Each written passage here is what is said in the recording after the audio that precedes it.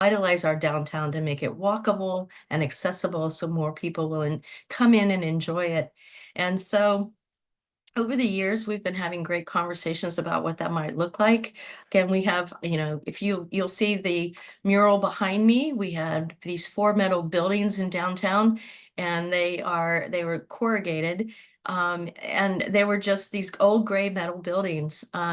We worked with the owner of the building, a local artist, and community members, and our historical society, and they came up with these designs. And so if you get a chance to come into North Plains, you've got to go downtown and look at them.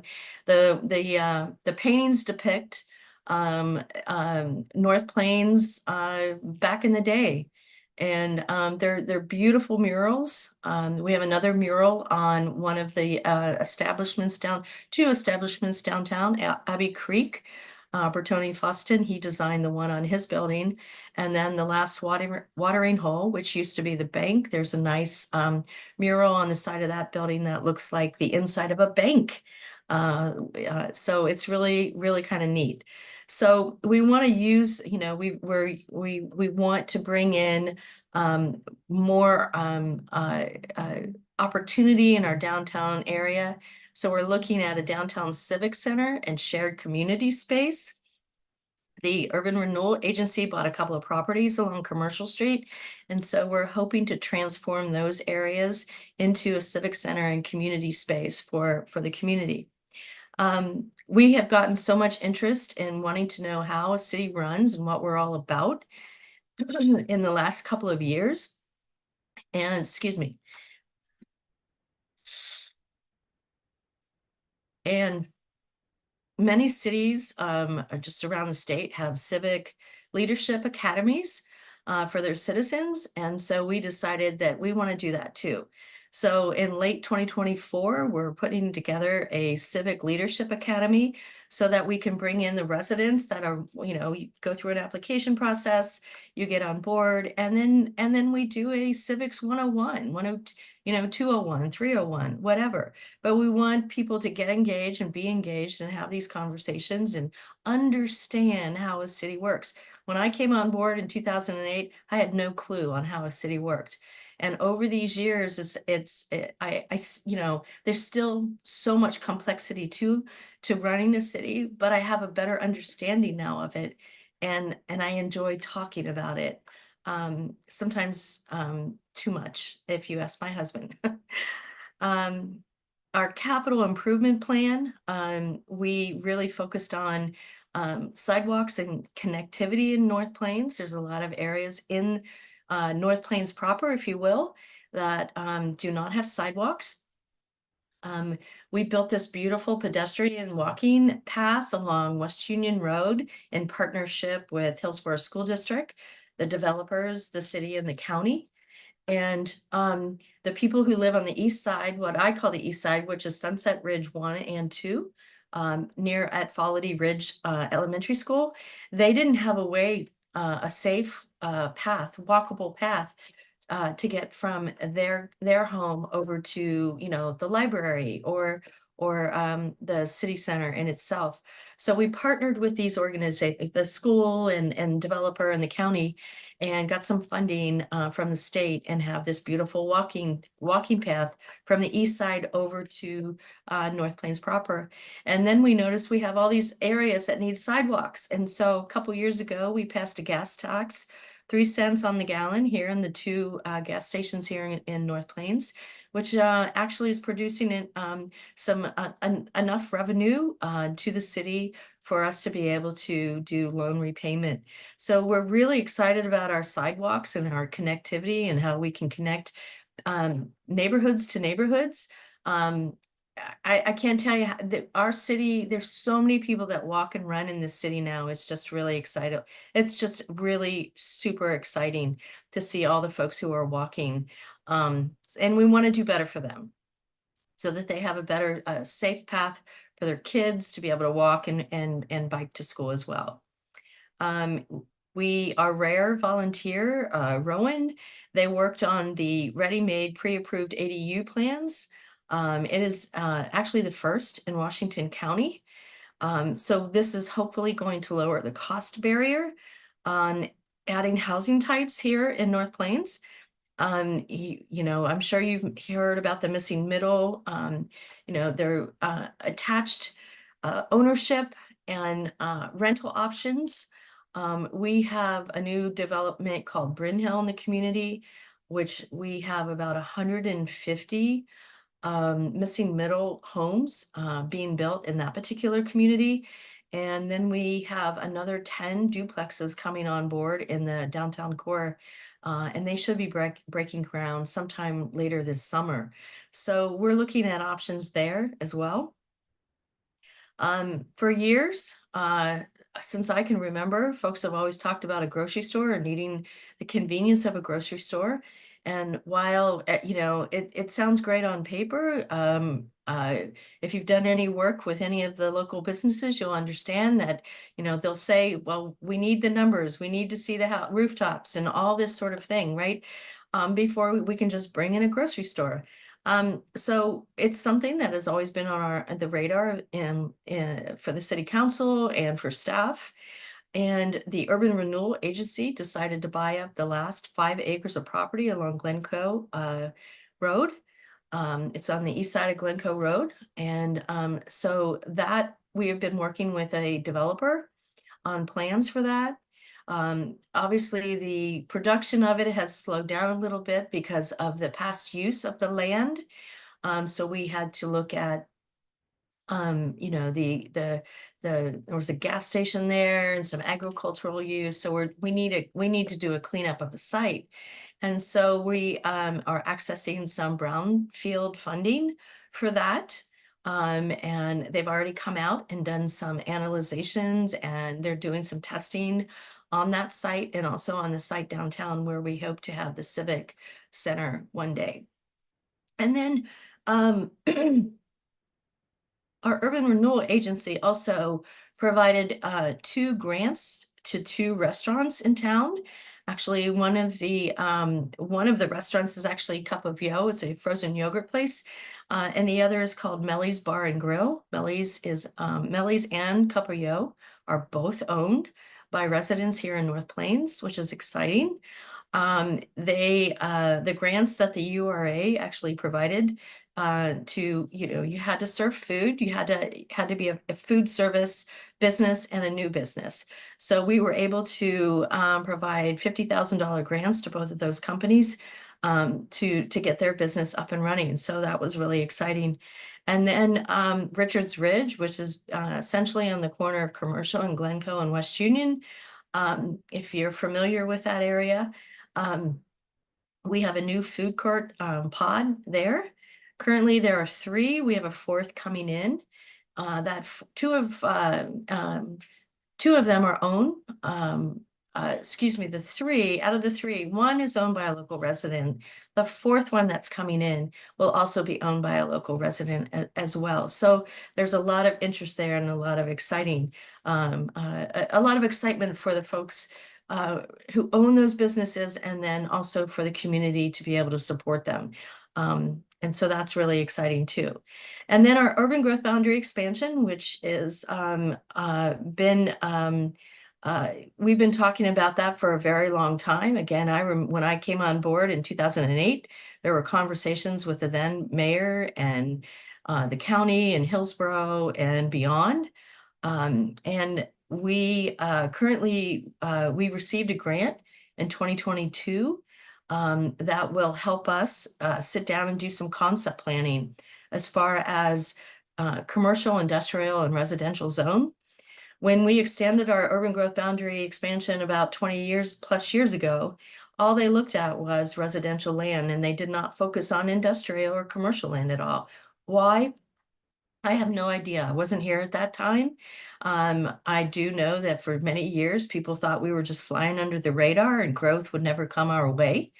And that in my opinion, you know, I'm not really sure what those conversations were like 20 plus years ago, but I do know that I've been a part of the conversations with our UGB expansion and our aspiration. And we are excited to be able to try to find a nice balance that that everyone can live with, because currently the residents shoulder the bulk of the financial responsibility. And, you know, folks constantly talk about wanting larger parks and better trail systems and better services, more services and that sort of thing. So I think that we have a really great opportunity to become a pretty amazing little city that can do it. Again, we're extremely independent in meaning that in many different ways.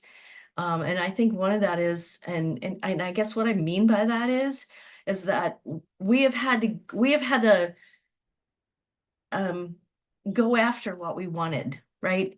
A couple years ago, we were redistrict into District 31, which put us in the Scappoose and Tillamook region. And so we didn't have legislators that we knew. You know, we were familiar with, you know, Janine Solomon and the legislators in Washington County. So that was a real eye opener for us. But it gave us an opportunity to kind of step into a different arena where we're like, well, we have to do more advocacy for who we are and what we need. And I think that, you know, that's what we've done. Um, I'm really proud of the work that we've done. I'm proud of the folks who have stepped up to volunteer in our community. You know, many of us have full-time jobs. So we volunteer for the love of it because we want to do it and we want to make it better than the way that we found it. You know, I'm excited when we have new residents who've lived here less than a year and who have already stepped up to the call to volunteerism. And I just really think that we have a really great opportunity to be a pretty a better city, a model city for many cities across the state of Oregon, for being you know, mindful, good stewards, and good neighbors. So I think with that, I know I've talked, I guess, almost 30 minutes, and I think, Bruce, you gave me 30 minutes. So I want to be respectful of your time. Well, very good. Thank you. This was a very informative presentation. And we have a little time now for some questions and answers. I usually, my philosophy is the chair goes last, but I'll make an exception. Is the mayor's position compensated or is it all donated time? So it has been donated time up until July 2023, when the budget committee decided that the mayor was entitled to a stipend. So I gross $500 a month. And you know, after taxes, it's about $400 a month. Well, it's something, That's I guess. that's a grocery bill for a couple of weeks. Yes. Okay. Well, we'll take the questions from the CCI members first. And Virginia, you got your hand up. I do. I've been envious of North Plains for some little time, and it's because you have wonderful history that's preserved. Um, Cedar Mill tore down almost all of its historic buildings. Um, Beaverton got the train, so it got cute little Victorians. But North Plains is, in some ways, has almost a perfectly preserved little pioneer village. And I would like to know if you are planning to maintain and develop that. I fell in love with Sisters, and I thought maybe I could turn Cedar Mill into Sisters, but then I found out that some big lumber guy bought all the, you know, the goo-gaw for the Sisters Pioneer theme. So that's what I'm asking is, are you taking advantage of your beautiful historic buildings and your pioneer heritage and the North Plains Historical Society? Yes, we really rely on our historical society for a lot of information. We have a couple of really older buildings, and I think Jim Long will remember this. Back in 2010, we had this centennial celebration, and I know that he was a participant of that. And the train behind me is really a reflection also of an idea, not an idea, but historical reference to the train in North Plains. And I know Jim probably could share that piece of knowledge with you because he did give a presentation on it. But we have taken the train aspect and we want to interweave that into our brand, if you will, right? Our identity. So we have wayfinding signs around town that have a train on them. We have spires. When you come into North Plains, the spires are railroad ties.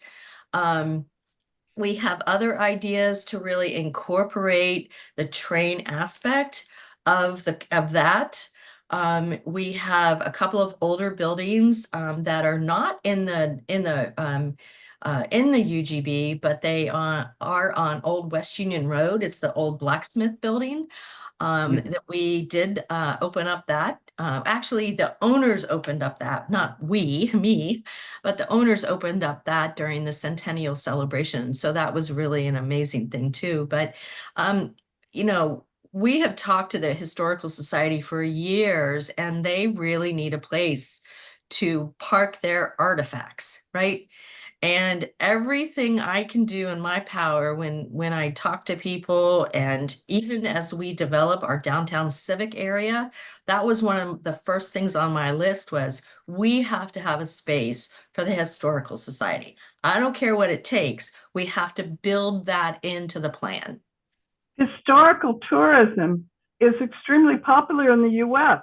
And there's an argument to be made that North Plains and the rest of Washington County is the real end of the Oregon Trail because a lot of the people who came to other places ended up out here.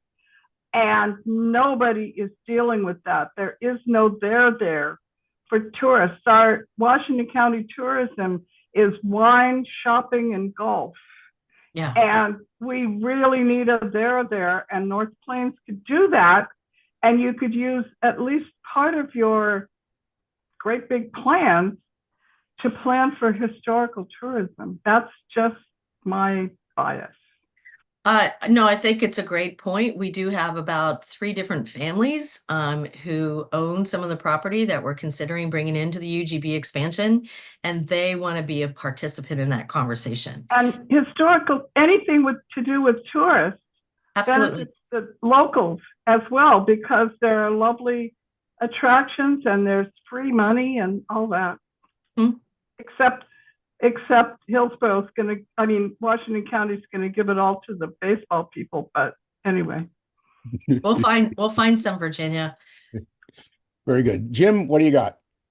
Well, thank you, Mayor. I was the keynote speaker at the Centennial and promoting it and all, and did some other things there with the Elephant Garlic Festival and Joe Meek days. And I've seen amazing changes over the past 50 years and quite a bit in the past 10 or 15 years.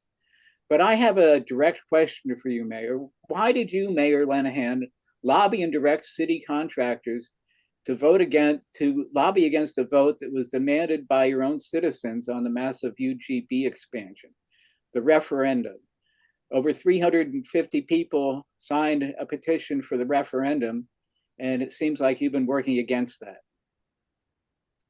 Well, thanks for the question, Jim. I appreciate that. I lobbied because I saw that in 2015, I believe it was.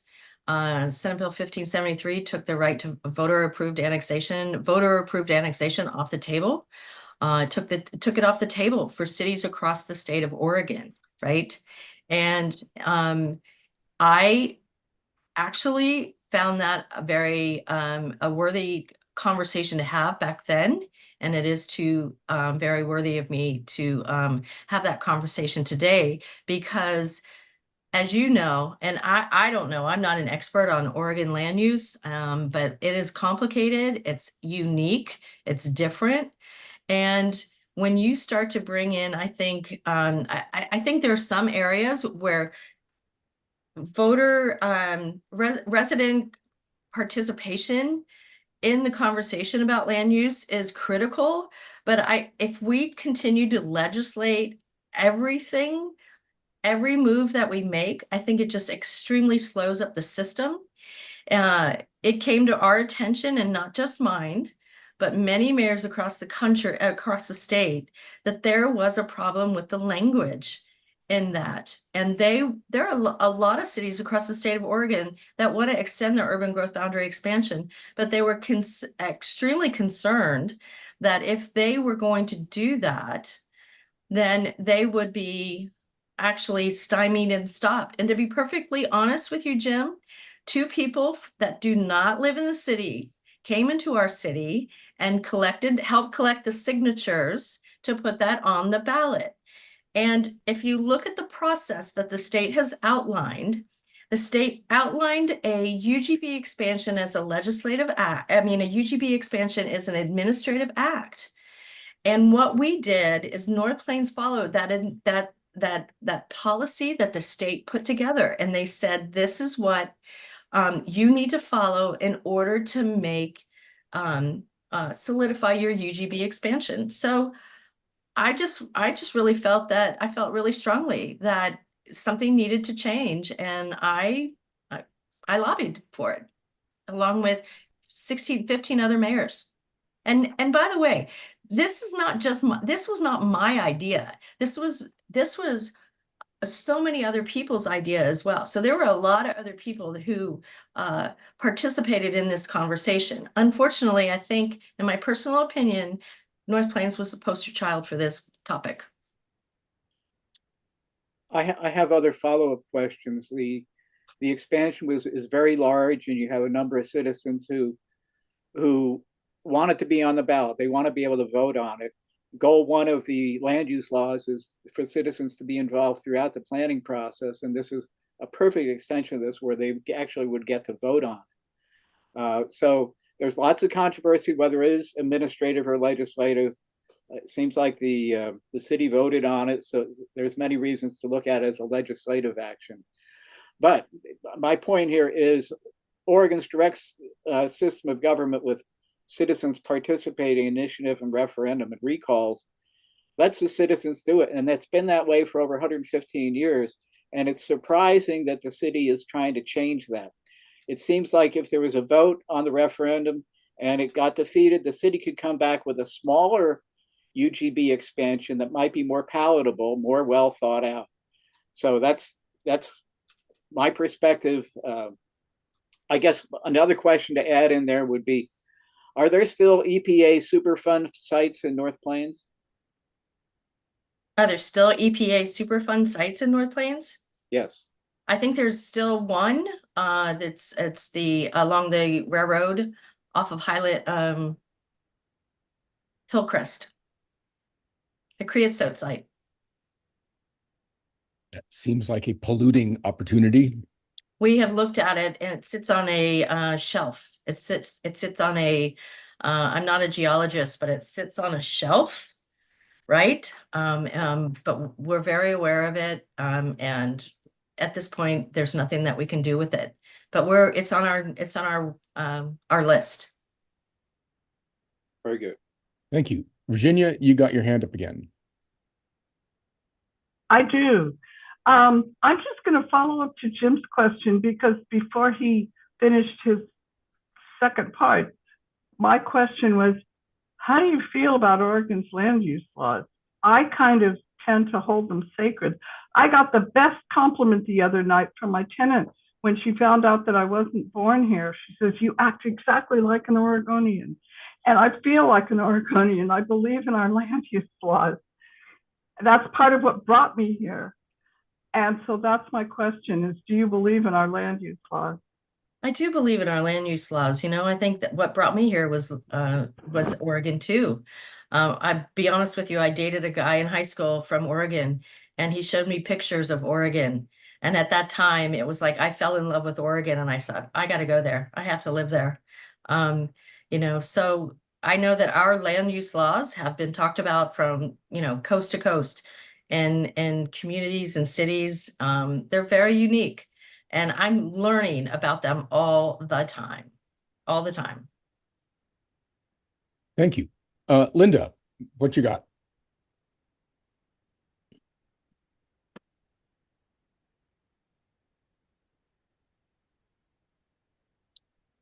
There might be something on mute here. Can you hear me now? Yes, you can. Thanks, Bruce, and thanks, Mayor Lenahan, for allowing us to ask you these questions. I know they're on many, many people's minds. The concerns that so many of us have is the extensive boundary increase, more than 2.2 times the current footprint.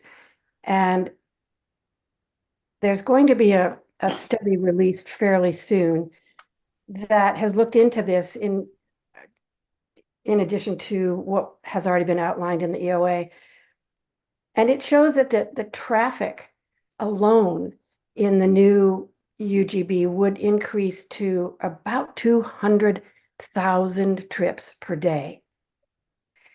And let's say that we just limited this growth to a single low employment data center, that alone would increase these traffic trips by 40,000 per day.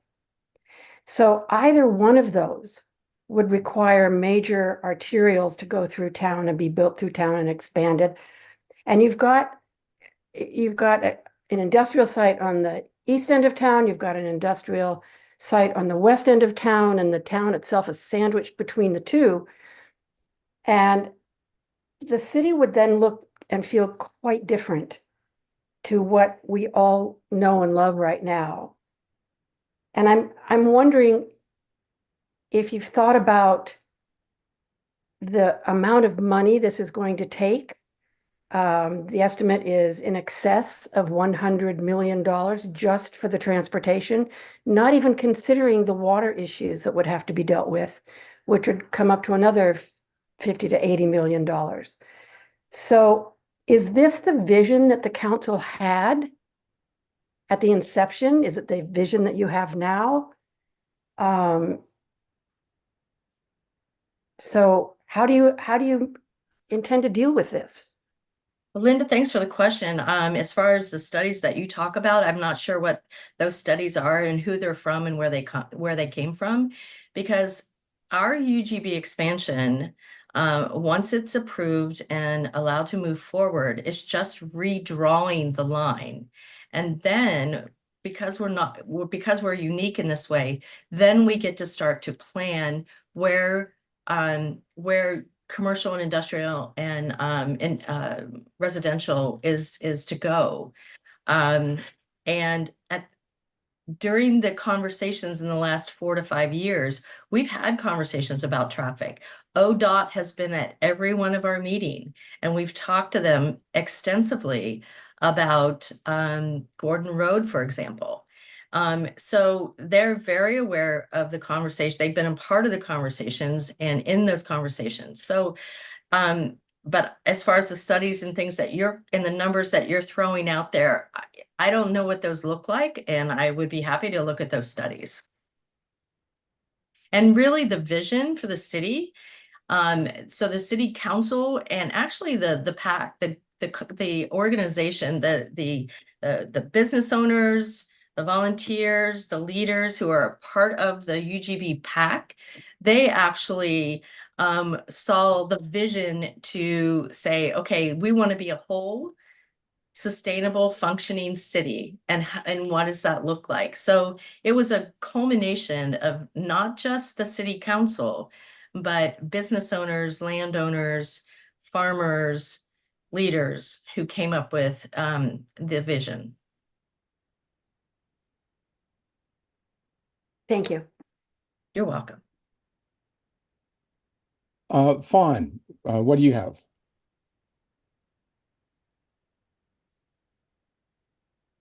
Hey, look, it's working. It's wonderful to hear your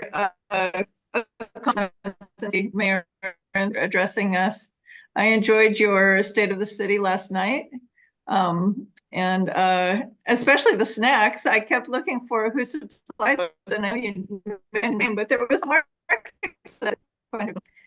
Anyway, so I was at the county hearings when they were looking at ordinance, I think it was 899. And I remember at one of the hearings, there was a mention made of a letter from DLCD suggesting that they had not approved the 700 acre industrial land or the plans were made. And they said that they don't do that until after the county weighs in, that then they come back and have their turn of looking at it. So it concerned them that they had not approved it, and yet they were being described as having approved it. So what my interest is whether or not you will change the description of Fee's position on North Plains expansion. Well, I'll look at that letter, but I do know that DLCD has been a part of the conversation from the very, very beginning. And in fact, they were at around the table when we started the conversation about an urban growth boundary expansion, and they sat down and really talked to us about the process. And so they have actually been conversing with our staff this whole time, especially that around the process. But I think I got your gist from I know your reception was kind of wonky for a little bit, but I'll have to go back and look at that letter, so. Yeah, I'm out here in the edge of the boundaries, so doesn't always work just perfectly. Oh, and thank you for coming and enjoying the State of the City last night. And by the way, the snacks were from the Chamber of Commerce.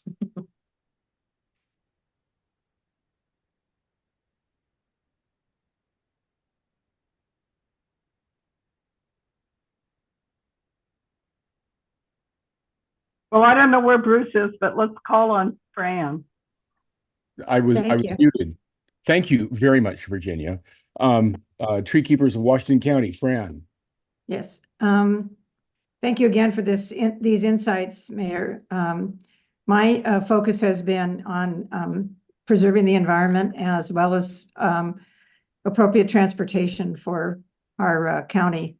And I try to be a pragmatic environmentalist. When I looked at, and I haven't spent a lot of time on the North Plains, I'm very busy with other big issues we've already got upon us in the county, where we've got these conflicts between natural resources and transportation and housing and economic growth. But when I looked at your proposed UGB expansion area, et cetera, and I have a couple of slides I would love to share real quick. Is that okay, Bruce? Sure. I just want to bring something to your awareness. This is not anything controversial or whatever. This is just,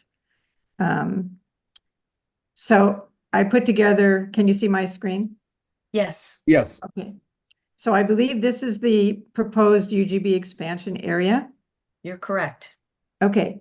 And what I wanted to show you was that the ODFW has what they call priority wildlife connectivity areas. In other words, if we can't save everything, there are critical areas that we must preserve. And you know, under the pink areas, you can see there's quite a bit of greenery, et cetera. The yellow is a corridor, a connectivity, and the blue is something that absolutely needs to be preserved. If you can see that, I'll expand it a little bit. So this is Glencoe Road, which is in the bottom, I guess the south part of your east part of your urban UGB expansion area. Yep. I would ask that you pay close attention to this area when you look at zoning or planning or whatever, because it connects on the other side of 26 to some really, really important connectivity, as well as up in the Pumpkin Ridge area up there is Okay. a really critical area. Okay. So again, if we can't save everything, please let your planners and your educate your community about the importance of at least these areas. Sure. And if you look at Google Maps, you can pretty well see it as well. I'm glad that you helped me understand. We need to save our farmland for carbon sequestration, but we need to make a decision about whether the county is going to be an urban county, or it's going to be a farmland or agricultural or hybrid. Hybrid. And if you Yeah. believe it should be hybrid, then you need to be able to plan ahead for Mhm. figuring out how you're going to do that, Mhm. and talk to the commissioners about not moving that UGB and walking over all of the farmland as well. Mm. So just a thought. Thank you, And Fran. Can you send that to me, these two screens? Oh yeah, and I'll put my name in the chat because I'm working on a lot of this kind of Okay. trying to do the conflict resolution. No, I appreciate that. You know, I've in my mind's eye, I do see a hybrid approach to our community. And I think we have so much more information now than we did 16 years ago, 20 years ago. We have so much more information now. And that's going to be a part of the concept planning conversation. And that's what's going to be exciting. And so, you know, we might not see any kind of dirt move for 10 years, but in my mind, I think it still gives us an opportunity to have a conversation now that more people are aware and they can be at the table. Thank you. You're welcome. Thank you. One of the attendees, Dean Moberg, I think would probably have a follow-on question for Fran. So I see you, Gretchen, but I would like Dean to have a chance to speak to the natural resources subject that Fran brought up. So Aka, can you give Dean? Yes, there we go. Talking permitted. Dean, what do you got? Yeah, thank you, Bruce. Can you hear me? Yes. Great. And thanks for the chance to ask a question. And also, Bruce, thank you for your service to Cedar Mill area in general and the county as a whole. And Mayor Lenahan, along those same lines, I want to thank you for your public service. You and I don't know each other. I've testified a couple times before the city council. I'm the soils guy. Mm-hmm. And expressed my concern about both the size of the expansion and the fact that it's so much of it will be on to prime farmland soils. Only 5% of Oregon has prime farmland soils. I don't really want to get into the natural resources part of this. I think you're well aware of that. But one other thing I wanted to say, you and I were in a meeting. I think maybe we both testified before the House Rules Committee.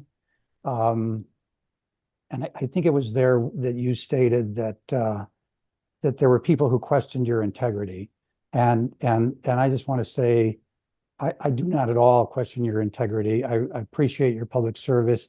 And I also, in testifying before the city council, really appreciated the way that you treated the people testifying far into the night, your patience with each of us. So thank you for that. But here's my question is, Mr. Long talked about the ballot measure that it's measure 34-327, which is now on the website of the city elections division or the county elections division.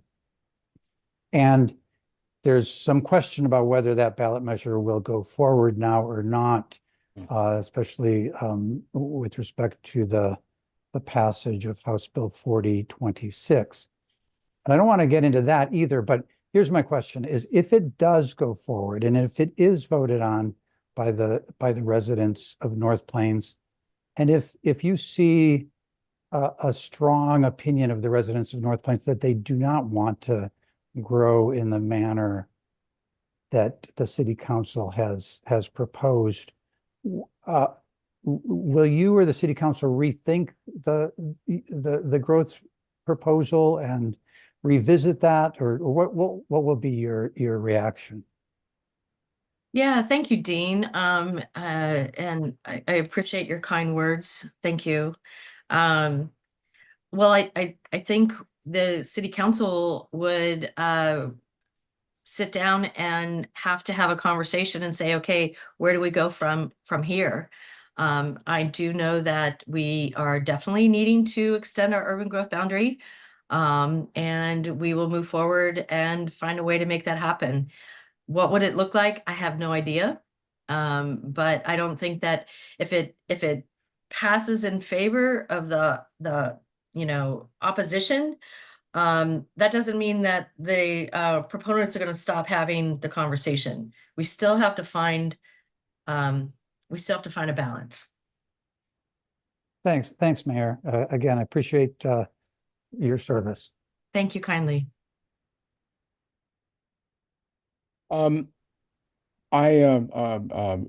and I have been having a side conversation, and it seems that I might not have given you a full chance to explain your approach and what you value in terms of public participation in your process. So that kind of builds on Dean's question. Could you just share a little bit about your philosophy for public involvement?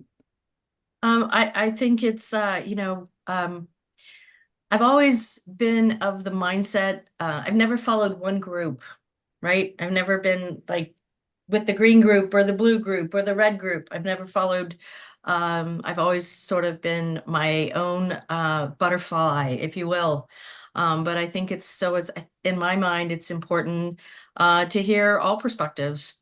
Everybody on this planet has a right to an opinion, has a right to thought, and also has a right to express that. Thank you. Mhm. Gretchen, what do you have? If you're off mute. I'm on. Okay. I am sort of a junkie about legislative and administrative stuff. I've been an actual administrative hearings officer. But in this context, I went back and looked at the legislative history when the original land use law was passed. And it was pretty clear that their intent was to get land use decisions out of the legislative side and be specifically administrative and have that be the sole vehicle for land use decisions in the past. And I looked at the process that North Plains has followed. I've read the documents, everything online that was available, including the proponents and the opponents.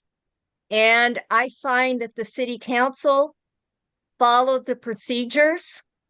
There was a full opportunity for opponents to testify, and they had the opportunity is there for them to file an appeal to LUBA. And if they have a negative decision at LUBA, they have the option to file an appeal with the Court of Appeals. Mm-hmm. And that's my comment. I think the North Plains has done a terrific job, and I think the mayor has been a wonderful representative for the community. Thank you. Thank you very much, Gretchen. I really appreciate that. And you're absolutely right. The public still can weigh in and during the process with DLCD and LUBA. So there's still an opportunity for people to give input if they oppose it. Thank you. Mary, what do you have? Bruce, I want to do a time check. How are we doing? Well, we're in the kind of wrap up period. Okay. Well, I encourage you to wrap it up so we can stay on schedule, because that's the sort of girl I am. You are that kind of girl. Well, we'll Thank see you, what Mary. My stomach's growling. So Virginia and Jim have questions. Do you have a question, or you just keep me honest? I have a question.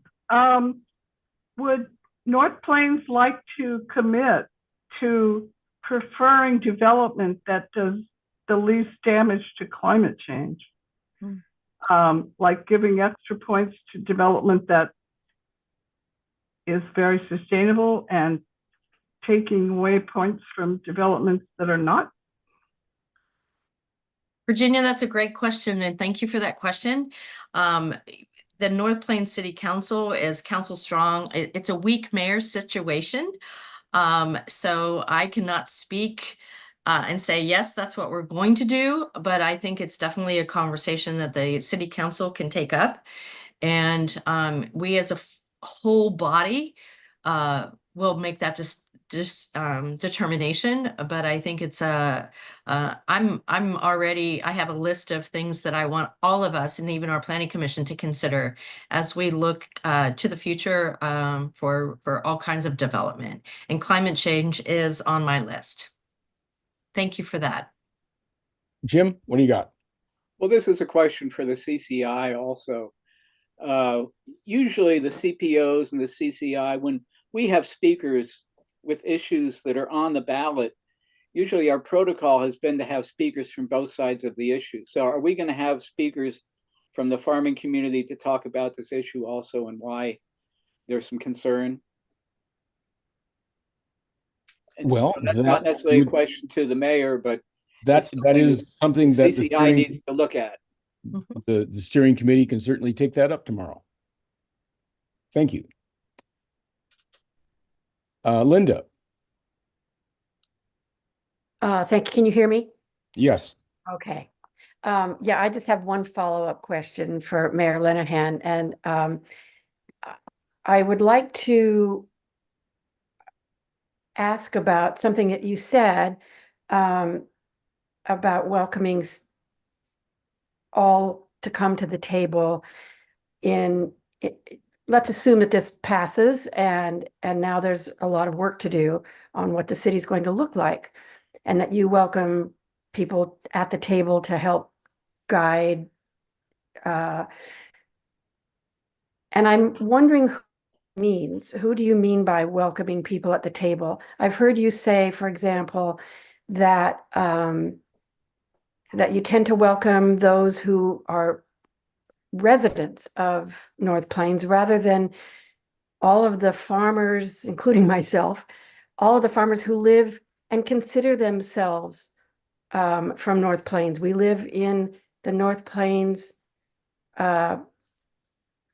postal district, and whenever we talk about telling people where we're from, we say North Plains. And I feel somewhat slighted when I'm not invited to the table. Linda, that's a great question and comment. And I do believe that folks that live in the 97133 zip code should be at the table. All of our meetings are public meetings. And when we start to roll up our sleeves and really dive into the concept of this, we will need people with all different types of thoughts and persuasions and ideas. If you're in the 97133 is not the qualifier, right? That won't be the qualifier. But if you feel strongly and you want to participate in the conversation, then I suggest that you show up. The problem that I have seen in 16 years in my service to my community, when we have meetings from parks, planning, economic development, city council, we're talking usually to an empty gym, an empty space. No one shows up. So it's challenging. We've asked and I have a newsletter. We have a newsletter, and my message always is, please come, participate, come and talk, be a part of the conversation. And people don't show up. And so it's really hard to, phrase that my mom used to say a lot is, you can lead a horse to water, but you can't make them drink. So we can ask and ask and ask and ask, and no one shows up. it's one of those questions that mayors and city councilors across the state of Oregon, I've had that conversation with them for years where they're like, we have these meetings and nobody ever shows up and gives us input. So, how do we change that? How do we change that and encourage people to show up? That's good. Thank you very much. You're welcome. Well, I think that is a good place to stop.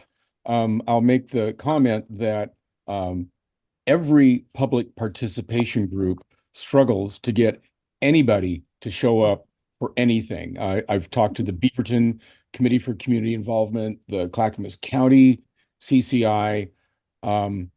It's just a pervasive issue that it seems like people only get involved when they're mad or upset about something, and when they are happy, they don't.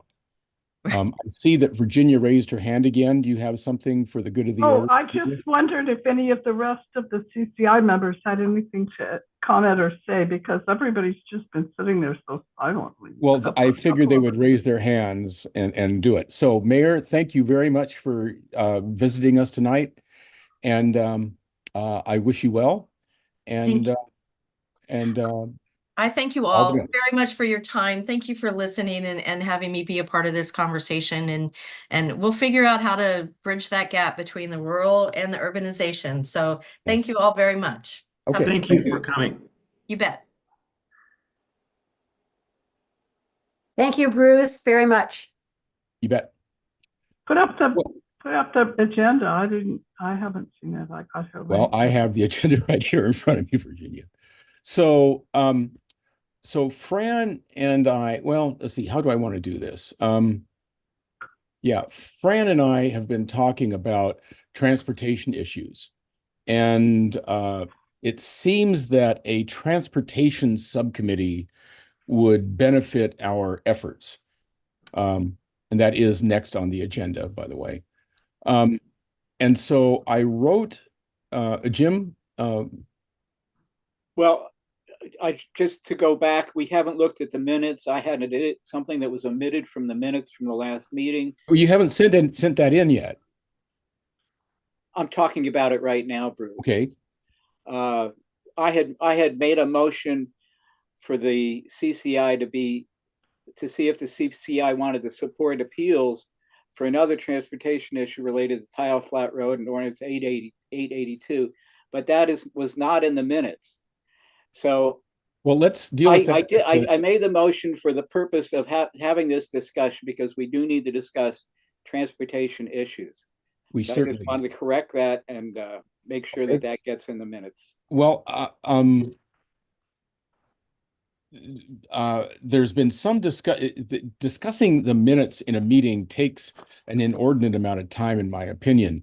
And I would like to propose, or somebody to propose, that the steering committee approve the minutes, to gathering everybody's input, of course.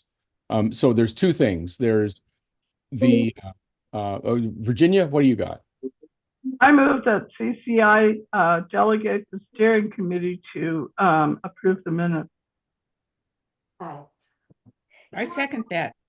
Mary moved, okay, and Mary seconded. Let's take a Can we have discussion of that? Yeah, let's discuss that. I think everybody ought to be involved. People come to these meetings, they want to participate. We do the roundtable talking about the various CPOs and what they're involved in. Everybody is involved, Jim. It gets sent around, and those who pay attention submit their comments in a timely fashion, unlike you, who generally jumps up at the last minute and expects everybody to listen to you. I love you, Jim, but you do that. Well, and so thank you for interrupting me, Virginia. I don't have time. I'm a volunteer. I tend to look at the minutes the day of the meeting to make sure we're getting them right. And I think it's important to have proper minutes of a group like this that's going to be published online. I think Gretchen has something to say. I agree. And the thing is that the discussion of the minutes eats into the meeting time. And so, and here we are. When the minutes go out, you and Mary and I are the only reliable reviewers of the minutes to send any comments in. So if we could work out a process by which we agree that the minutes are complete, and since you are on the steering committee, we could just wrap it up kind of efficiently on that basis. And so we have a motion to have the steering committee be responsible for approving the minutes with input from everybody. I mean, this is not to exclude anybody, but just to expedite the formal approval. So does that feel okay to you? Me? Yes, ma'am. No, I think we all need to be better participants in it. I think it's helpful for the steering committee to take a look at the issue. And I would like to see that happen at the steering committee level tomorrow when they meet. Yep. We have more to discuss tonight, so I'd like to move on to the other parts of the agenda. Sure. I call the question. Yeah, and so let's vote on Except Gretchen has her hand up. It's to vote. I'm putting my hand up for my vote. Okay, so everybody who in favor of having the steering committee discuss and decide what the process for approving the minutes is, raise your hand. Okay. And actually, more important is, okay, 1, 2, 3, 4, 5, 6, 7, 8, 9. And Jim, are you in favor of that? No. You're not in favor of having the steering committee discuss it? Are you voting yes or no? I'm not in favor. You're Bruce, not in favor. Okay. Right. So You Bruce- haven't asked, those opposed yet. No, I haven't. That's because we're going to put our But hands down Bruce- now. All those opposed. Bruce, wait a minute, wait a Yes, minute. ma'am. Yes, Point ma'am. of order. Yes, ma'am. CPO 1 has 3 people voting. Oops, Oh. Mary Lou. You're Okay. the alternate chair. Very good. Thank you. Thank you. So it was Wait a minute, 8. I'm not CPO 1 though. I'm voting as a member of Tree Keepers, remember? Just so No, I'm not talking about you, Fran. I'm talking about Mary Lou. okay, just so you know, yeah.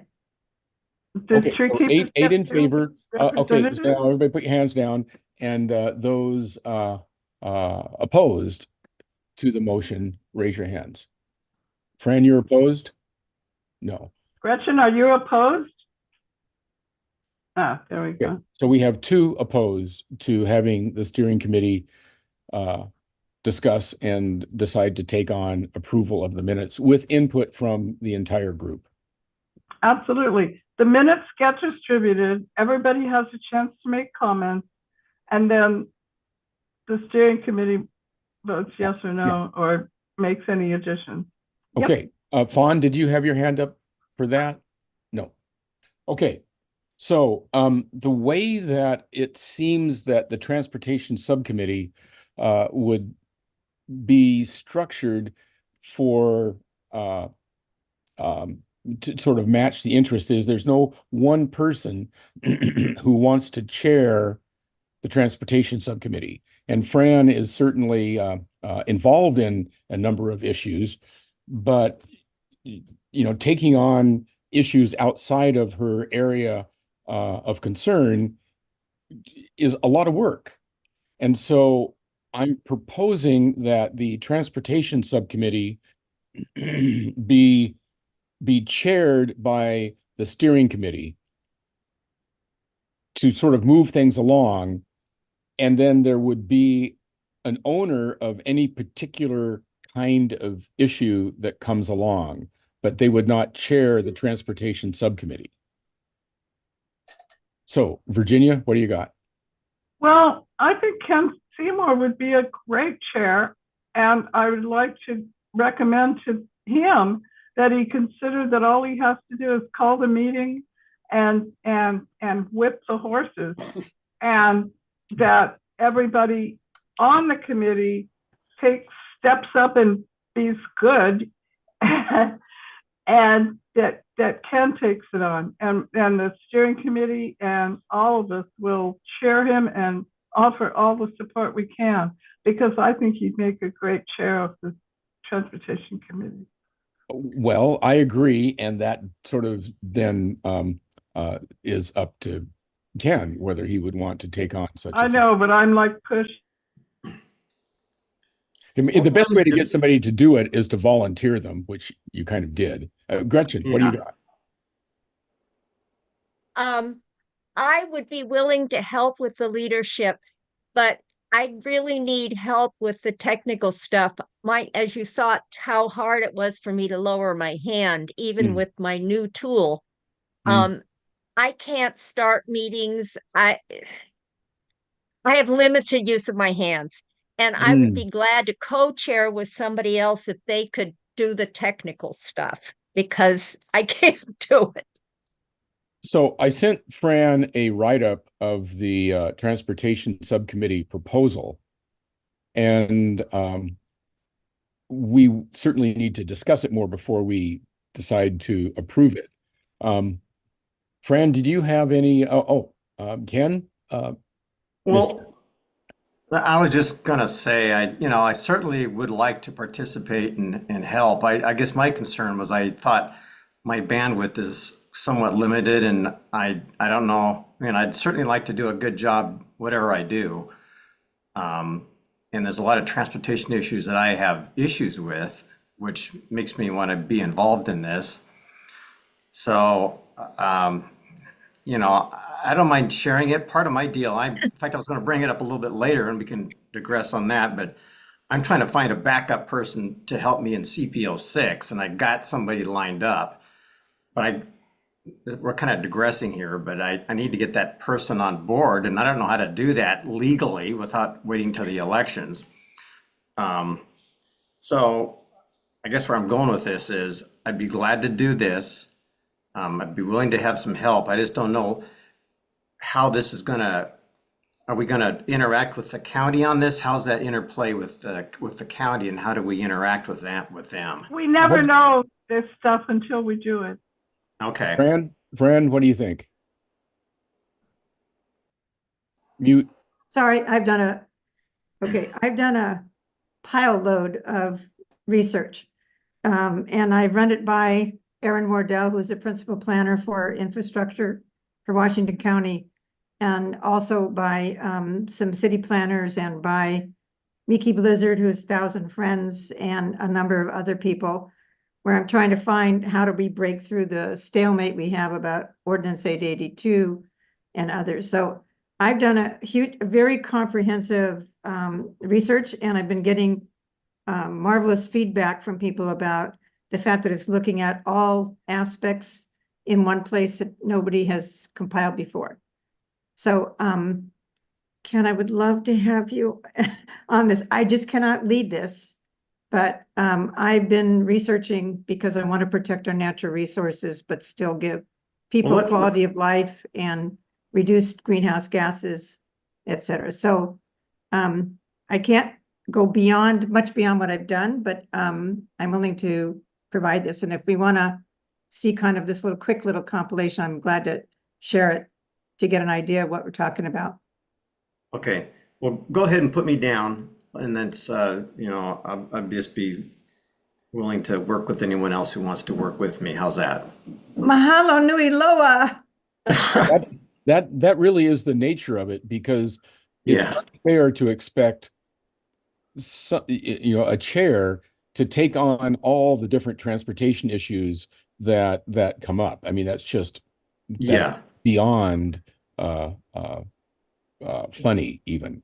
Gretchen, call the meeting, you set the agenda based on everyone's input, and I can help in anything but the technical stuff. Okay, very good. So and I'm a transportation junkie, Ken. Oh, excellent. That's great. Are you available tomorrow around noon for the steering committee meeting? I'm sorry, you're talking to me, or? Yes, Ken. Yes. Oh, yeah. Yeah. Let's see, tomorrow, what time was it going to be? It was 11 to 1. Oh, okay. Yes. Oh. Okay, I'll send you the link to the meeting. So Fran, you got your hand up. Sorry, I know that we're probably over time that we wanted, but could I just take 3 minutes to show the big picture, because we're not seeing the forest for the trees? Well, I think that what I would like to do instead is make transportation a focused subject for the next meeting. And your presentation, I think, warrants more time and consideration than we can cover in a few minutes. Would you be willing to do that? I hit the wrong button. Actually, what I wanted to do was find out if there are other CPOs who are under the same pressures that CPO 6 and is it CPO, not 4M, Jim, it's the other one that's over by Bankston Preserve. 4K. 4K, okay, 4K, and then so I want to find out if there are any other CPOs. So maybe it would be when I make the presentation that other CPOs can chime in. Because I think a lot of people don't realize what's coming or what needs to come. So thanks. Okay, so we have CPO 6 and 4K who are geographically involved in this issue. Okay. For now, I think it's a bigger picture. It is, yeah. Gretchen? Okay. So the steering committee will take that up tomorrow. Bruce, Yes, ma'am. you had the steering committee at 10 a.m. I'm going to have a conflict with. I don't know this. Whoever said it's 10, it's actually 11 to 1. So on the website, if the website is saying 10, we need to get that updated. We need to follow what the website says. Tell Ika. Okay. I will be I'll fire it up at 10, but I'm not expecting any conversation of any substance until 11. Does that get recorded, Bruce? Do you need me to record it? We could, I suppose. Well, I'm not going to be there at 10. So I mean, we have the list of legal questions out to county council. Yeah. County council takes 2 eternities to respond to these things. So I'm not expecting anything for the next 6 months, but maybe this year we'll get something. I mean, there's a number of issues that are of substantial importance. I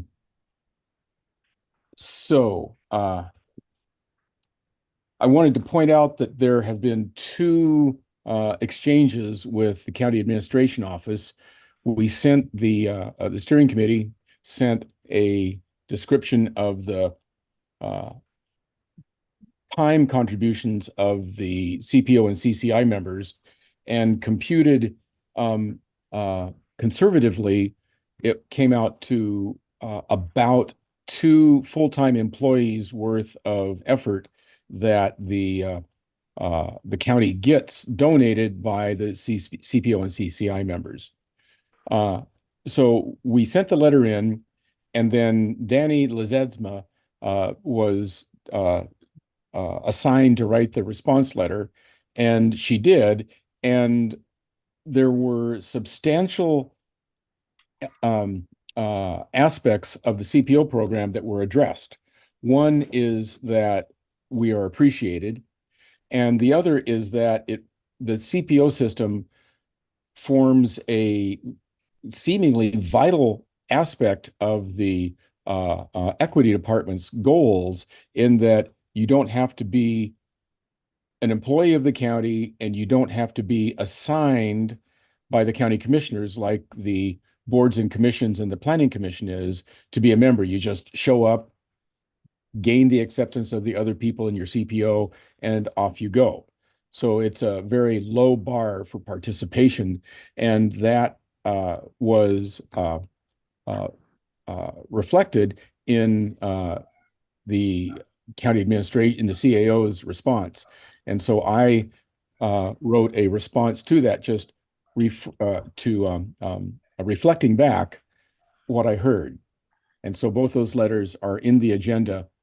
And then subsequent to that, I wrote a letter that addressed the budget part of of the letter that we wrote initially, that wasn't adequately responded to in the first excuse me, in the first CAO response.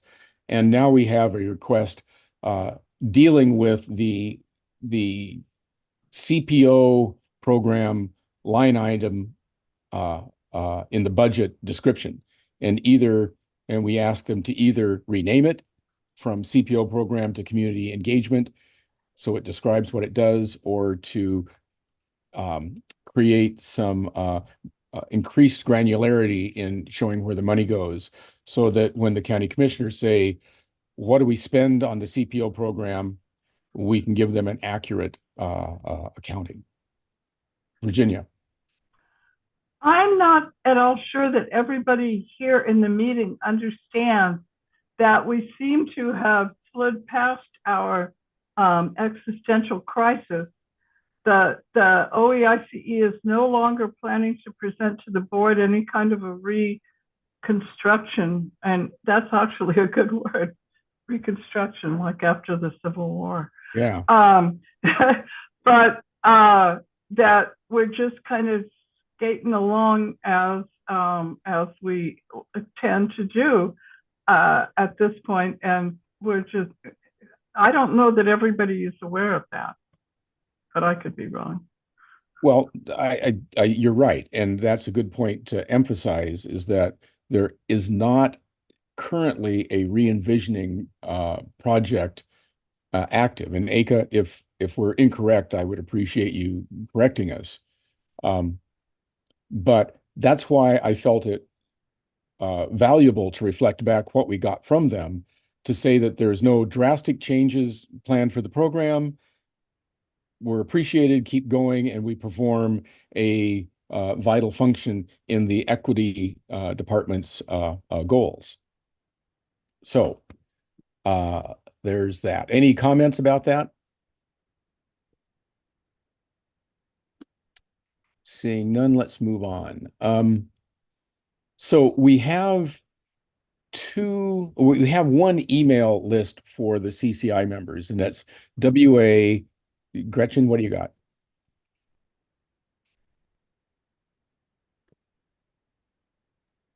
I'm sorry, I was having trouble raising my hand. The comment I wanted to make is I want to make sure that copies of all those letters go to everybody on CCI. And I got one, but I didn't know if it went to everybody or just us on the steering committee. It went to everybody. It's okay. They are part of the agenda for tonight's meeting. Okay, I just wanted to double check. Very good. Okay. Thank you. So in order to facilitate communication amongst the CCI members, we have WACOCCI-leaders@gmail.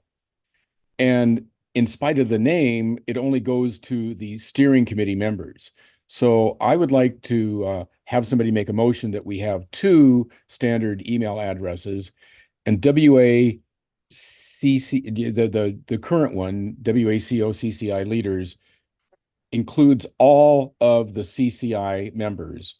And we create a new one, WACO-CCI steering, which just goes to the steering committee members. And so is somebody willing to make that motion? Gretchen is making the motion. Do we have a second? Okay, you get to fight. I second. Yeah. Okay, Fran seconded it. So let's have some discussion on having an additional standard email address to get to everybody. Mary. I think it's great to have a second email. It seems like there should be a way to simplify the email. It seems like there's just way too many letters and too many details in that email. So it just I mean, could we copy That's what we were left with, Marcus. That was the best he could do. Well, but if we're going to add one, couldn't we just go with CCI leaders? I think that was taken. Well, CCI is such a generic term in Oregon. Everybody. Yeah, it could be CAM Corporation of Indiana or something. Or Beaverton CCI or I mean, they're everybody. But the point is, we can make up whatever we want, but if it's not a Gmail address that we can get, then we can't have it. Can we do Washington County CCI? Is that? Or even Washco CCI. Okay. We'll Let's- take that up at the communications committee. Since we have one using the same format, I mean, I suppose we could change the existing one if we could get both Gmail. Yeah, I think two would be confusing. Two? Two different emails. Why would we have two different emails? You have one for leaders, one for steering committee, and you have one for the Everybody. entire CCI. Yes. Okay, now that makes sense. Let's take it up at the communications committee, because that's what we do. Boom. Okay. Is that okay with you, Mary? That's We fine. have a motion on the floor. to create the second one.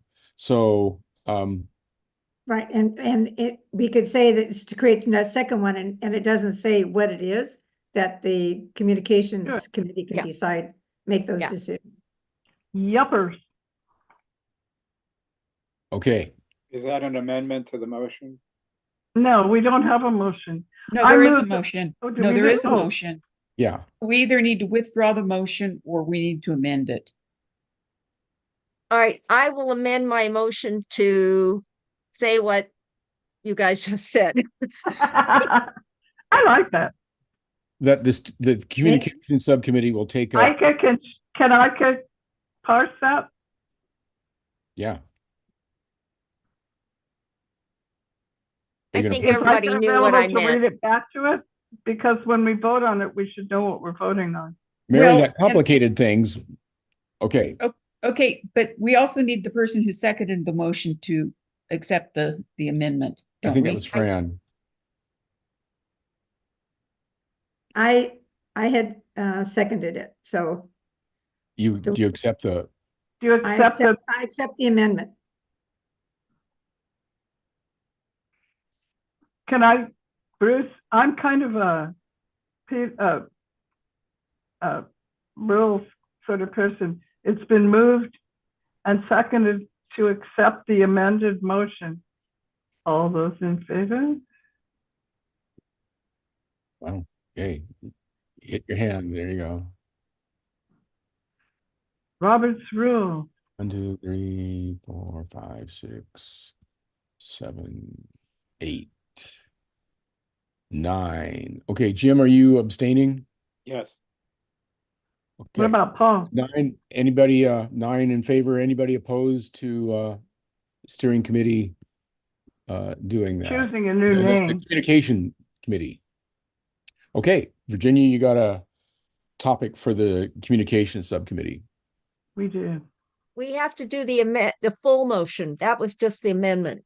Oh, okay. What is the full motion? To create create a second and then it goes to the communications committee to work on.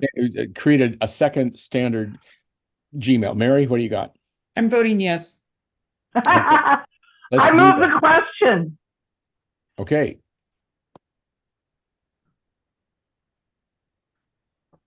Okay. One, 2, 3. So who's voting yes? All right, we're Bruce, voting. where's your Grange roots? This is all Robert's Rules of Order. There we go. Live long and prosper. 5, 6, 7, 8. 8 in favor. Anybody opposed? Thank you. All right.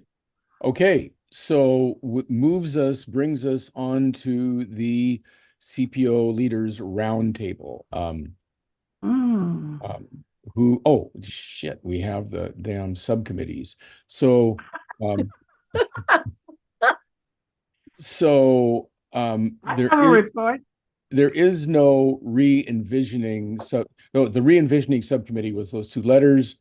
The transportation subcommittee, significant natural resources subcommittee.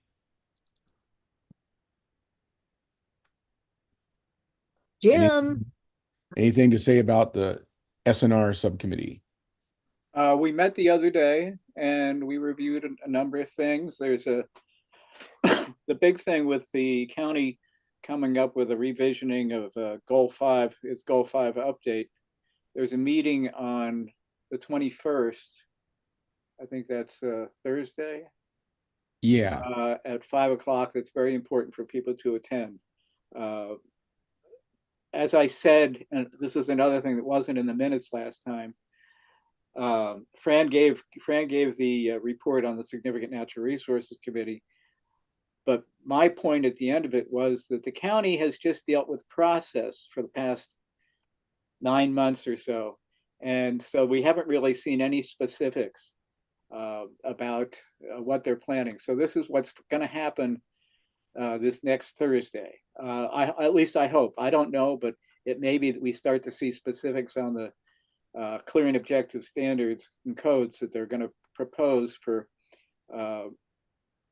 improving their ability to deal with wildlife habitats and significant natural resource areas. I was going to bring up my notes from that day, so I'm still working on that. But that's what I have basically to say. Is it's a very important meeting coming up this week. And I got a mailer from the county announcing that meeting.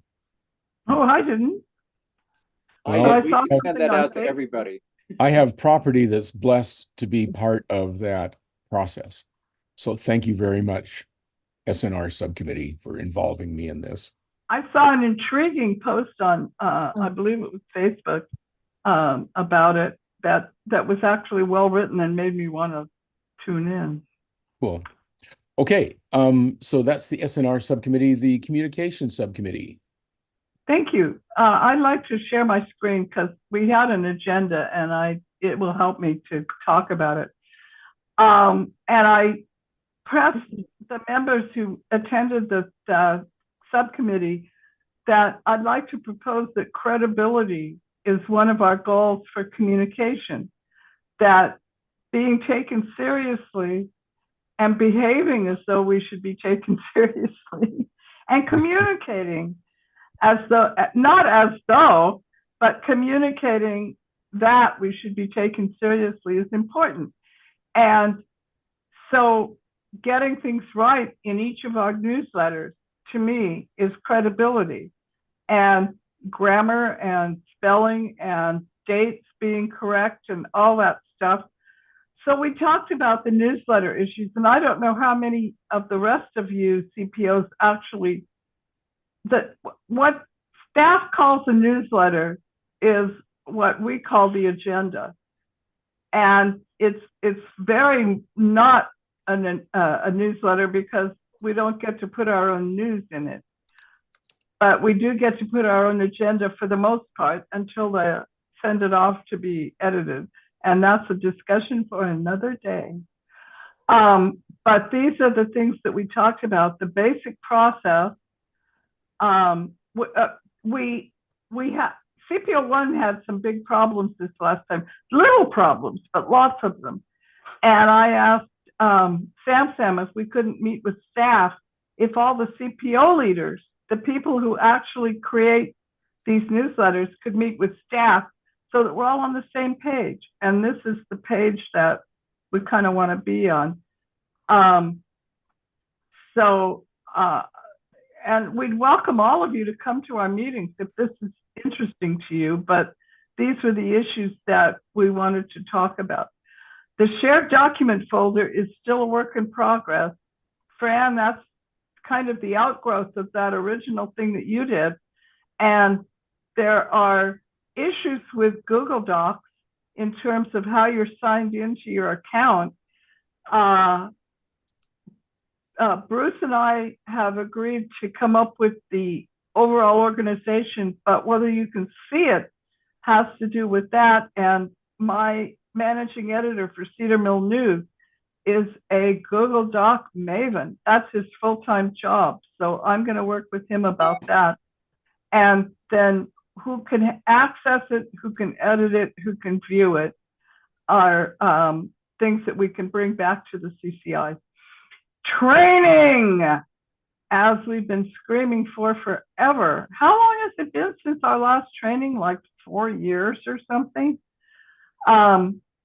Fran, let me finish and then I'll take questions. Communication methods and skills. Bruce and I have been making good use of the Go Kit.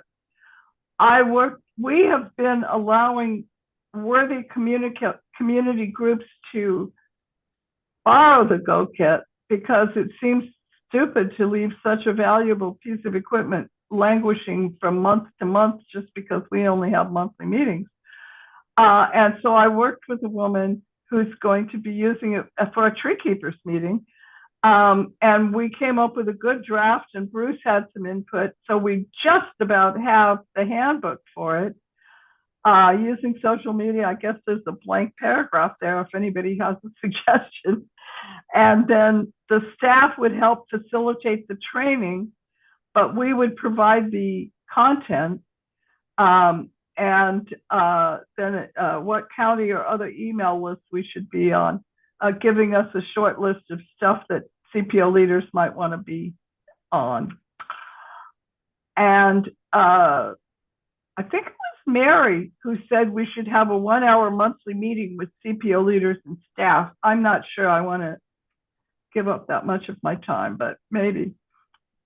And then some of us see the various agencies post to social media, and some of us almost never do, and we don't know what algorithms are controlling that or whether they know what algorithms are controlling it. And then our big bugaboo is that the staff mails, postal mails, an awful lot of stuff that we need to transmit to our members, and it would be so much easier if they would electronically give it to us. In addition to mailing, if they feel the need, they have to spend $9 to send us a brick of paper. That's fine, but send us, give us an electronic version that we can easily share with our members. And the next meeting is going to be on April 10th, and y'all are invited. Cool. Mary, what do you got?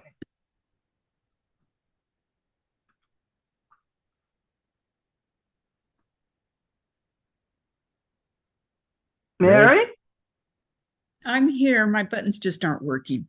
I suggested quarterly meetings with OEICE. I'll amend that. Okay. And then I do have another question that has nothing to do with communication, so I'm going to leave my hand up. Okay, Fran, you got a communications thing? Yeah, exactly. I don't know if anybody's made any plans to ultimately move the shared drive to under Washington County.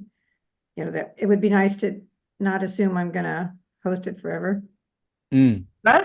Oh, no, I'll host it. Or the CCI Google. That's It fine. isn't even in your file, I don't think, anymore. Oh, okay. Well, then I can, yeah. I copied everything over.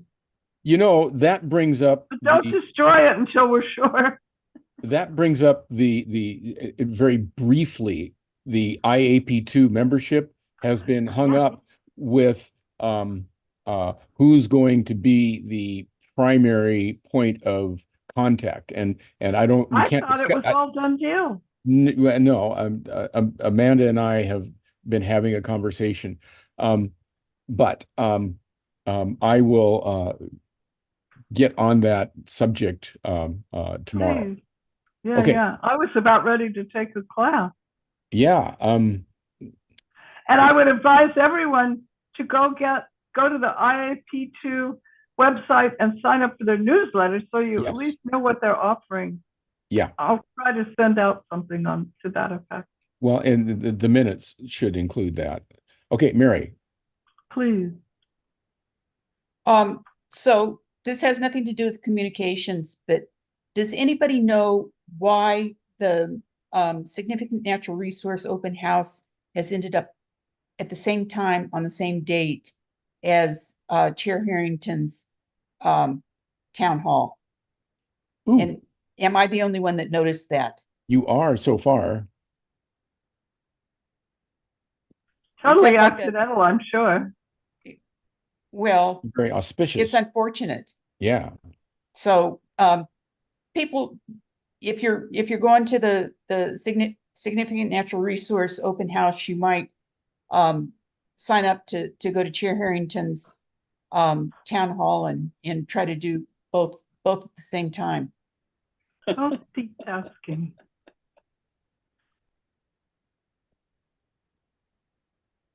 Did you ask Melissa? It wouldn't have been Melissa's doing. So there is another Oh, that's virtual true. forum on April 2nd, and on April 6th, there's another presentation at the Cedar Hills Rec Center. So, We will send that out to everybody. We'll yeah, send the schedule out to everybody. okay. Any other Roundtable. roundtable? CPO1 had a, well, I'll let the chair of CPO1 go. Yeah, we did transportation last month, but in April, we're going to do the election. So if anybody wants to invite their membership to, well, we're only going to cover things that CPO1 members can vote on. So, but it's THPRD and I believe the Beaverton School District, and what else? There's several of our legislators that are either running for re-election or running for different positions. But I would be happy to invite anybody, including CPO7, Mary, don't fall asleep, that anybody that would like to join us is most welcome. Sometimes we get OEICE to send our invitation to everybody. So it probably won't be the same for people in Far West County as anything, but some of you might want to attend. That's it.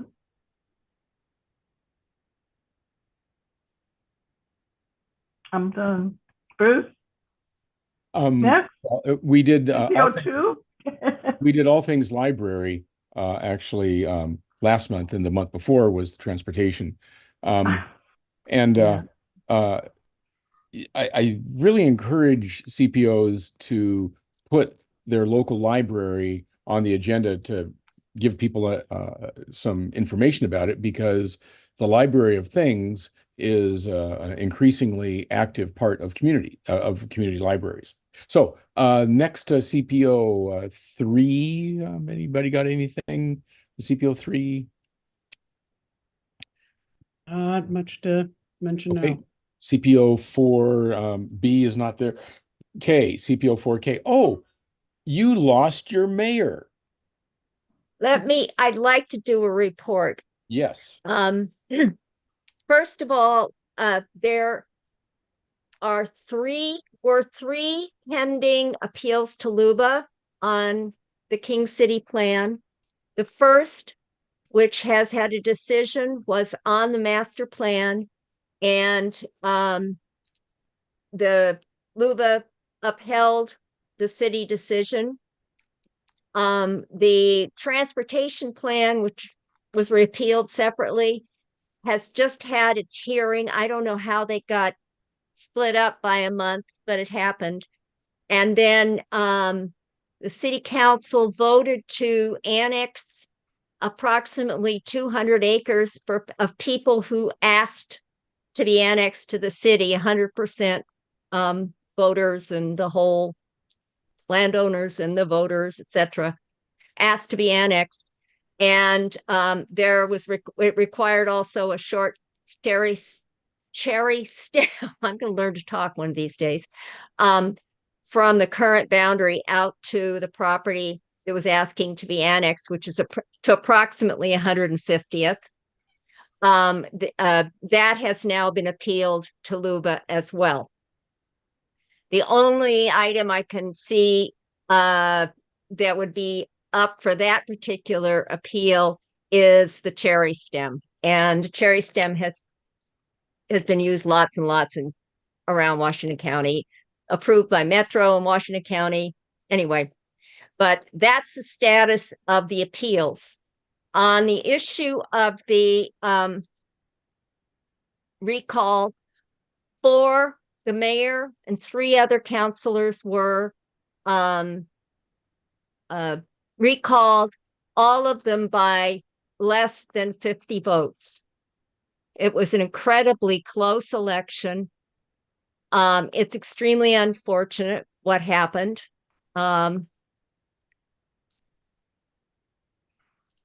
And so I personally have been asked to apply to go back on the council because A, I've been on the council, and B, I know, I worked on these issues for a long time. What's happening now is that the council or the city has put out the period for people who want to apply to go on the council. And that's a 30-day window for people to apply. And I anticipate the council will not be adding any new councilors until May. It's just very unfortunate. People are very unhappy down here.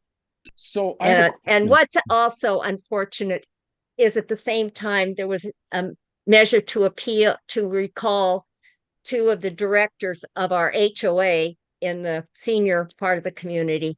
And I think a lot of people got it all confused because they don't understand the difference between the HOA and the city. And that's been a long-standing problem. So, and the CPO has not met in a few months. Kathy had said she was going to resign, but she didn't resign, but she's still dealing with serious medical issues with family. So I'm not sure what's going on at this point. I'm done. Wow. I have some questions about that, but we can take it up later. Yeah. CPO4M.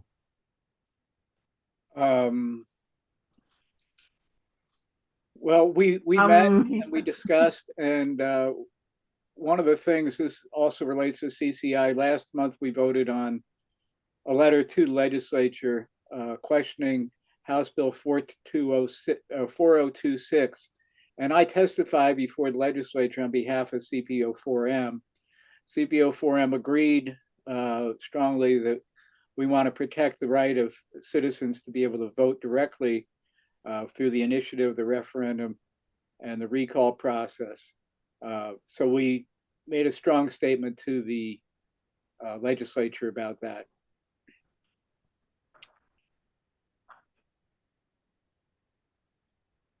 We put together our agenda. We're going to have another meeting. I don't have a lot more to say. I know it's a late hour, so let's continue.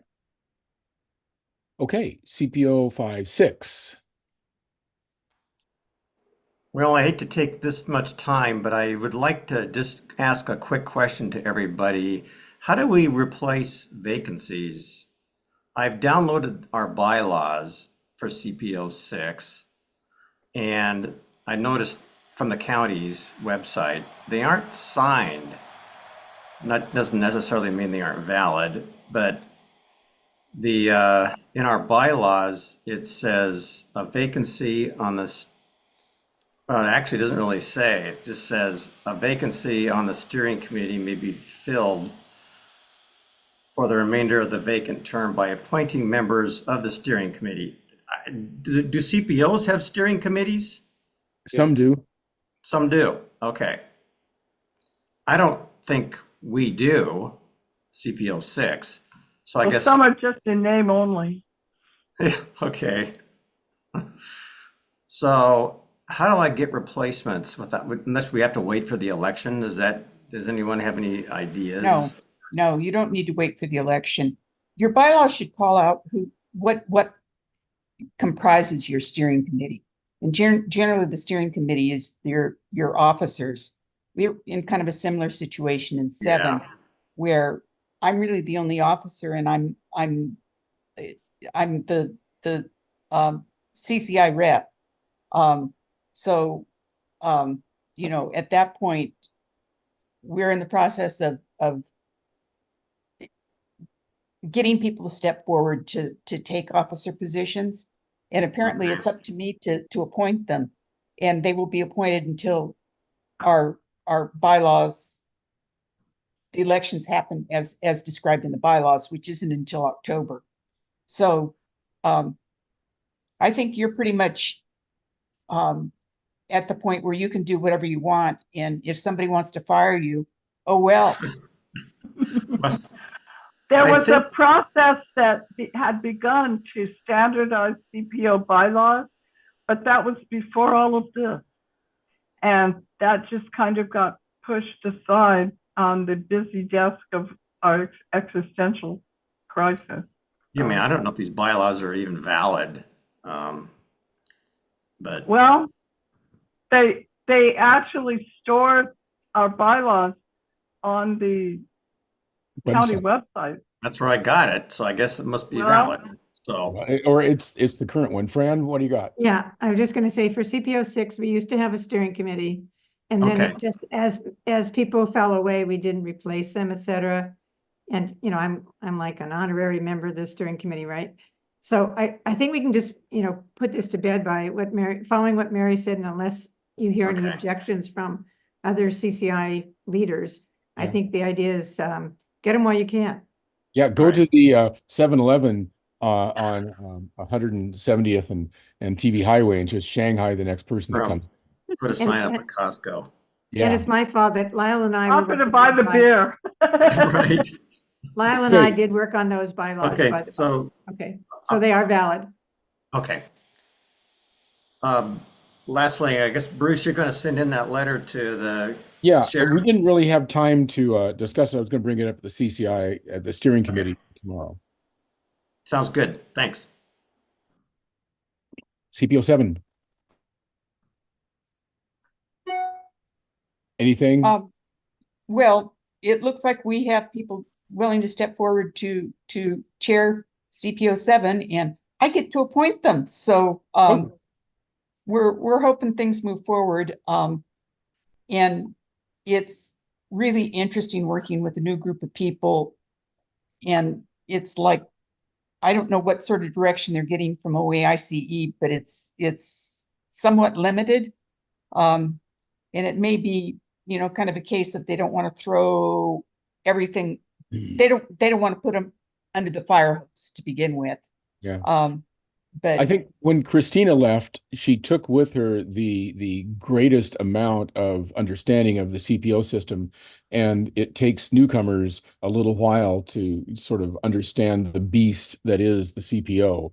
And well, so and one of the things I did provide to them was the notebook, the CPO handbook, yeah, which was drafted in 2014, has never been updated. And staff said, no, we don't have paper copies of that. And no, it's not online because it's not up to date. And it's like, it's a really valuable document. Ken, have you seen the handbook? Say what again? I'm wondering if Ken has seen the handbook. No. We'll put it in the shared documents folder.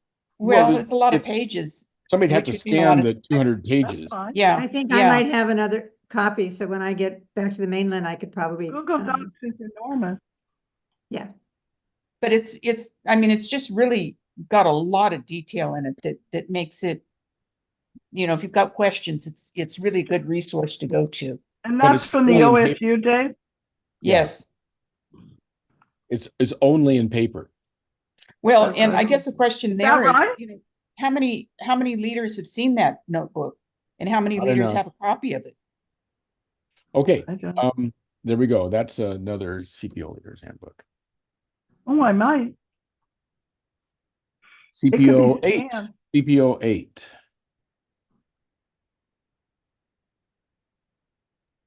Okay. Going once, going twice. Linda? Obviously, with all of this going on in North Plains, we're deep in the weeds now with some litigation. We've got 2 phases of litigation going. And as a result of, as Jim mentioned, House Bill 4026-A, that's now become a separation of powers issue. So that will be litigated if the referendum fails. And at our next meeting on Thursday, we will be deciding whether CPO8 wants to join the lawsuit as a plaintiff. The phase one was dumped in our lap because of city action last Thursday, when they passed a resolution to remove the referendum from the ballot. But that was extrajudicial because they don't have the authority to do it. So we're waiting now to see what the governor does. And if the governor signs, then the lawsuit gets filed within the next 5 minutes. If we win the referendum, then the next phase goes to, it's a statewide issue now. And today it got written up in the Capitol Press. Farmers are upset in various counties around and about, fearing that this will be a big land grab against their farms as well. So it's now become an issue, not just for tiny little North Plains, but all of Oregon. So that's where we're focusing attention at the moment. CPO8 is also going to host a forum on April 20th, so that the public, anybody can come and listen to both sides of this issue and really get to be educated on it, because it's a big deal. And it's if you live in a city already, it probably won't come to you, but if you are in a more rural CPO, your turn will come as well. So we want to get this settled so we don't have to keep doing this. So that's what we're focusing on.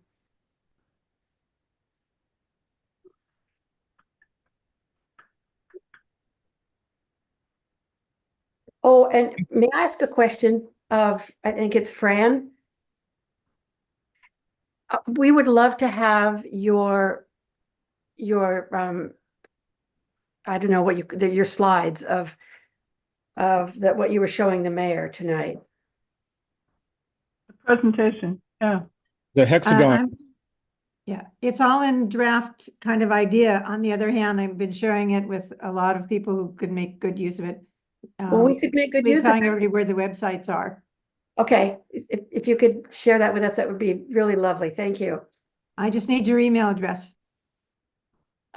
Bruce, can you send that? I will connect you to. Thank you Well, very much. Thank you. Linda, if you want to put your email address in the chat, we could probably all think of things we might send your way. I'd love to.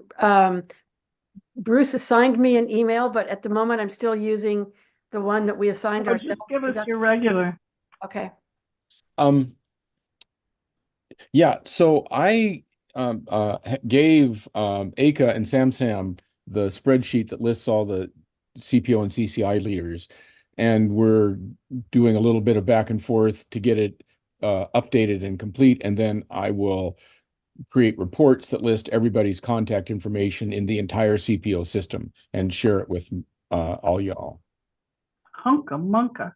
Hunka-munka. Okay, CPO 8, 9, 10. Any other CPOs got anything to say at this at 10 after?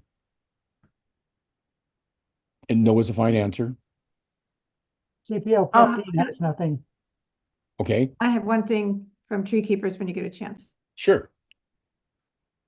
Okay, so just as an information, I posted one thing that we're having a webinar about pests, etc. And you can look on our website, and it's going to be a hybrid. Thank you very much for the Go Kit to allow us to make this a hybrid meeting. But the other thing is that we're looking at a watering program for schools, whether they be schools or church schools, etc. If any of the CPOs know of schools that have recently planted trees in the last like 5 years, it'd be very helpful if we could be looking at those trees, especially if they're in low-income areas, because we are trying to arrange for mulching and watering by volunteers, because a lot of the school districts can't afford to do that anymore. Fran? Yes.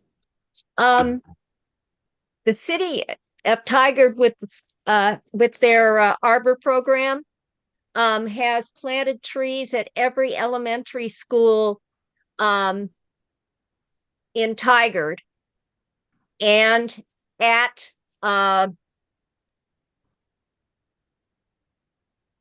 that's the elementary school in King City, and they will be planting them next spring if the construction is done on the new school out along that's out almost to Roy Rogers, or it'll be the following, but they do it every year on Arbor Day. So they're planting trees. All the elementary schools and the middle schools have trees. Okay, thank you. Dang, that's the benefit of a city. Yeah, and the one problem is that oftentimes we with the climate situation we have, they stop the watering of these new trees prematurely, and then they die after just a few years. So, and you're right, Virginia, this is all within cities, not in the county. Well, unincorporated areas, but that was just, it's late hour. We can talk about it offline. Anyway, I just wanted to give you that information, and they are maintained, including the new school, which is not in the city yet.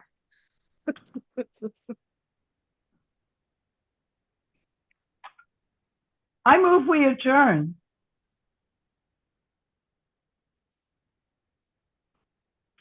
I'll second. I second. I think we got a second. Anybody have a comment for the good of the order? It's a Okay, good order. class dismissed. Okay. Good night. Thanks. Right Good meeting. See you later. Aloha, everybody.